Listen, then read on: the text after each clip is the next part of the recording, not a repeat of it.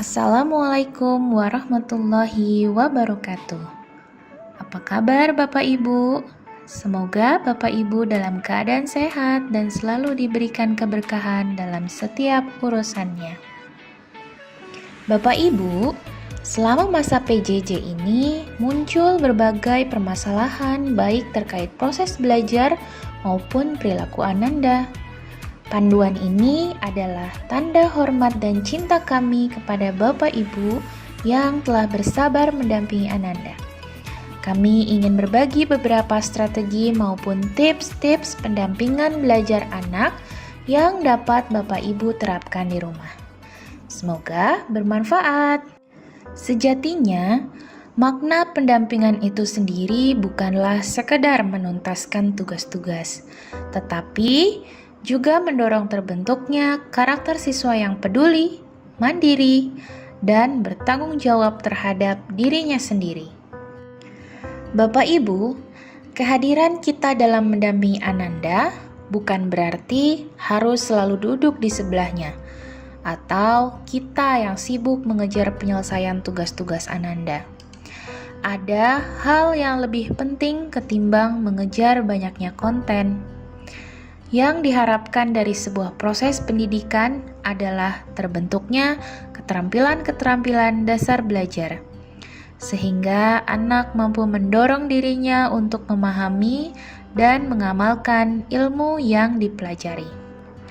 Maka, hal terbaik yang dapat dilakukan adalah berikan kepercayaan pada Ananda, lalu bantu ia menumbuhkan kecintaannya pada belajar.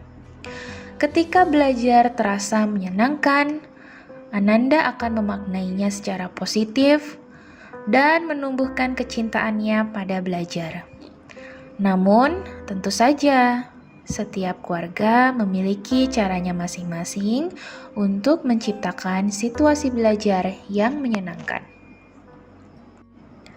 Kecintaan Ananda pada aktivitas belajar diharapkan akan mendorongnya menumbuhkan sikap tanggung jawab.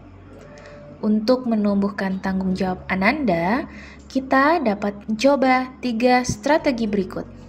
1. Menyepakati aturan yang jelas dan perilaku yang diharapkan. 2. Memberikan umpan balik positif secara spesifik. Dan 3. Memberikan perbandingan 3:1 antara pemberian feedback positif dan negatif. Cara pertama, orang tua perlu menyepakati aturan yang jelas dan perilaku yang diharapkan terkait aktivitas belajar di rumah.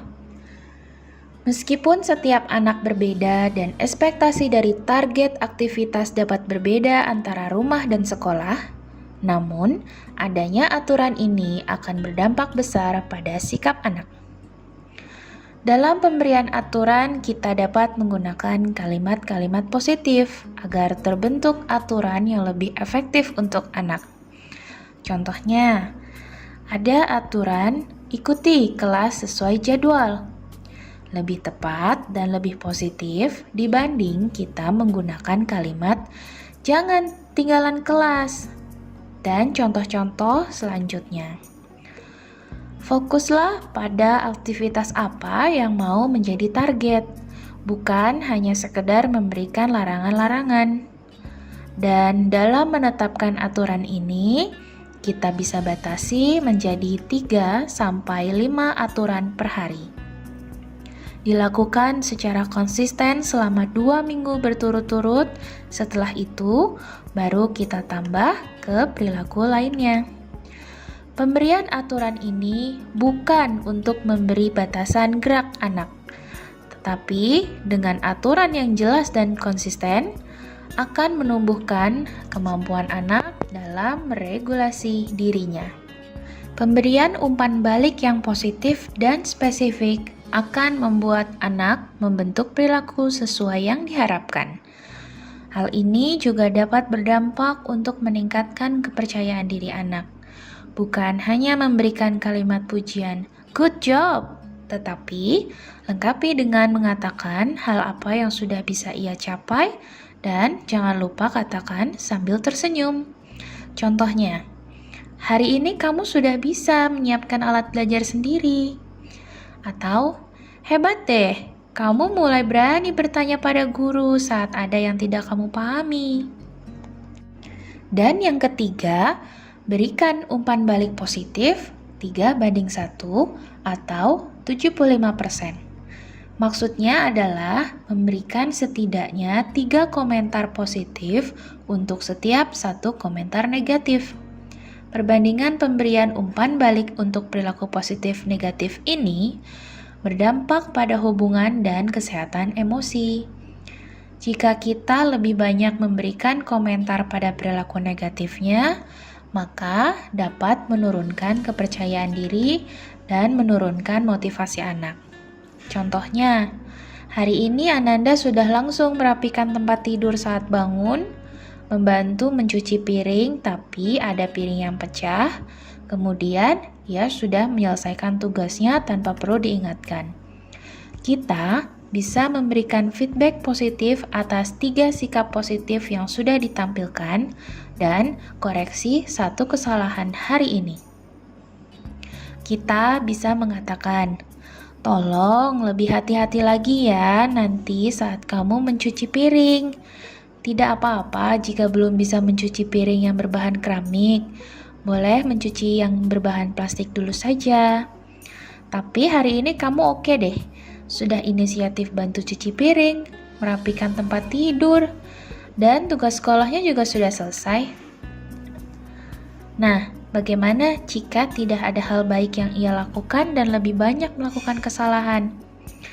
Bapak Ibu bisa kembali pada cara pertama, yaitu ingatkan perilaku yang diharapkan dapat ia munculkan esok hari. Dari 3 strategi tersebut, bisa kita mulai terapkan di rumah agar dapat membangun hubungan yang positif dengan anak, menciptakan suasana rumah yang menyenangkan, dan menstimulasi sikap tanggung jawab serta belajar mandiri pada anak-anak kita. Bapak Ibu, saat belajar di rumah, Ananda juga perlu mempertahankan fokusnya saat belajar. Berikut ada 6 tips praktis yang dapat dilakukan di rumah agar Ananda dapat lebih optimal saat belajar. Bantu anak untuk mengatur tempat belajar yang tenang dan nyaman, sehingga anak fokus belajar. Kita bisa jauhkan dari mainan atau barang yang mengganggu fokusnya, misalnya TV. Dan juga sepakati aturan untuk tidak membuka aplikasi lain selain yang diinstruksikan oleh guru. Untuk anak kelas rendah, libatkan dalam aktivitas menata ruang belajar. Sesederhana meletakkan tempat pensil kesukaannya dapat membantu kesiapan belajarnya lebih optimal.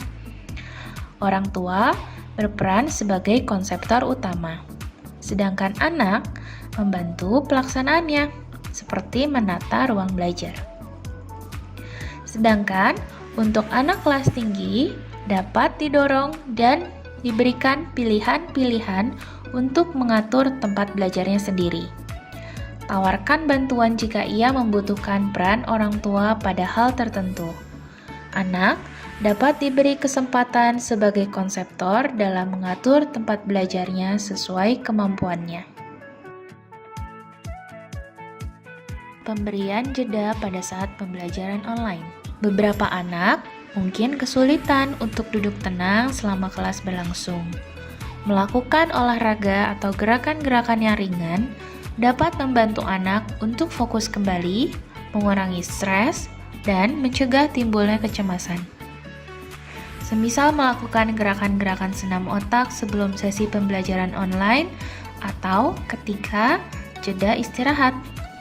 Untuk anak kelas rendah, berikan jeda setelah ia belajar selama 25 menit, durasi jeda setidaknya 5 menit, atau dapat menyesuaikan dengan kebutuhan tiap anak. Boleh jadi setiap anak membutuhkan durasi jeda yang berbeda. Ada anak yang frekuensi jedanya butuh lebih banyak dibanding teman-temannya. Untuk anak kelas tinggi, pada umumnya sudah mampu bertahan lebih lama.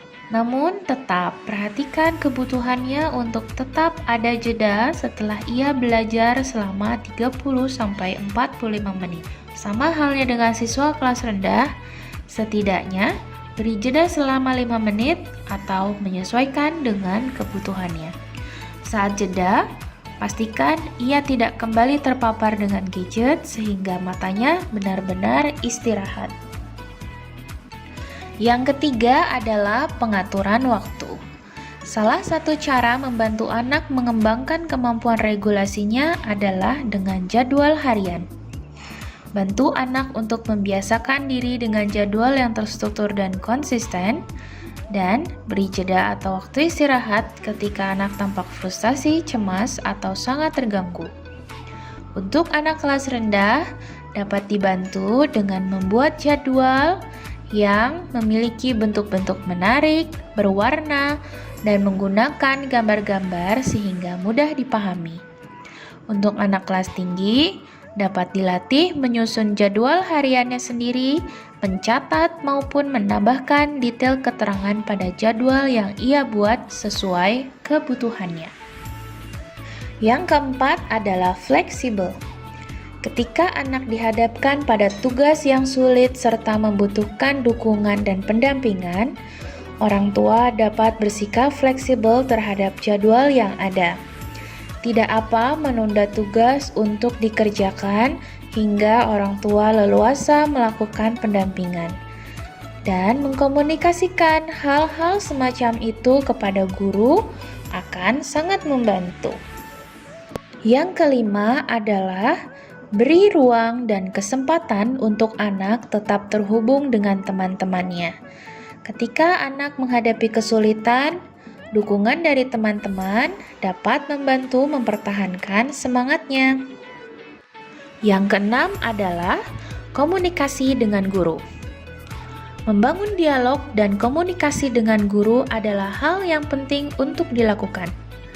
Ketika anak tidak dapat mengikuti sesi belajar, mengalami kesulitan dalam mengerjakan tugas, maupun masalah terkait jadwal hariannya selama PJJ, hal-hal tersebut sangat bisa dikomunikasikan kepada guru.